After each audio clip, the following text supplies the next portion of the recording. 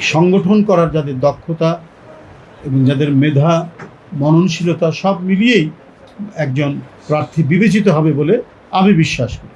যদি ঊর্ধ্বতন নেতৃবৃন্দ যদি বলেন, পার্টির চেয়ারম্যান মাননীয় প্রধানমন্ত্রী যদি বলেন, তবে সেই ক্ষেত্রে আমরা বাড়াতে পারি, কিন্তু এখন পর্যন্ত কোনো নির্দেশ নেই। আজকেই শেষ। দুজন, তারা নিশ্চয়ই তারা দুজন তাদের আচরণের সাংস্কৃতিক ঘাটতি আছে, তাদের আচরণ অত্যন্ত ত্রুটিপূর্ণ। কেন সেলিব্রিটিরা আসবে না কেন? পৃথিবীর অন্য কোনো দেশে দৃষ্টান্ত নেই? দৃষ্টান্ত রয়েছে তো। আর্নল্ড শোয়েজনিগার আপনি দেখেছেন যে উনি কয়েকদিন রাজনীতি করেছেন, কিন্তু তিনি রিপাবলিকান পার্টির নমিনেশন পেয়েছেন, পেয়ে তিনি ক্যালিফোর্নিয়ার গভর্নর হয়েছে।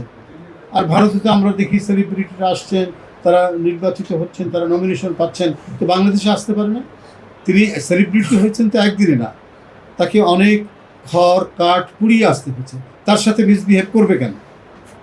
এটি দলের যারা সত্যিকারের নিবেদিত প্রাণ এবং সুরুচি সম্পন্ন কোনো মহিলা, তারা এই কাজ করতে পারে না। আমরা এই বিষয়টি খতিয়ে দেখছি এবং যে এই ধরনের ঘটনার সাথে জড়িত নিশ্চয়ই তার হবে, তার সাংগঠনিক ব্যবস্থা হবে। আরে ভাই, সবাই কি মাঠ পর্যায়ের ভূমিকা থাকে? কিন্তু একজন বড় শিল্পী, একজন আর্টিস্ট, একজন সে যদি বিএনপিকে এবং বিএনপির আন্দোলন, বিএনপির যে অবজেক্টিভ গণতন্ত্র ফেরানো, তার পক্ষে যদি থাকে, এটা তো অনেক কাজ হয়।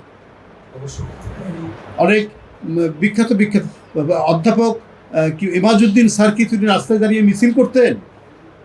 তা তো করতেন না, কিন্তু উনি বিএনপিকে সমর্থন করতেন, এটা দেশবাসী জানে। এটা আমাদের অনেক কাজ হতো। একজন বড় কণ্ঠশিল্পী, তিনি বিএনপিকে সমর্থন করেন, এটাই তো অনেক বড়। সবাইকে কি রাস্তায় নেমে রিক্সার পাম্প ছাড়তে হবে নাকি?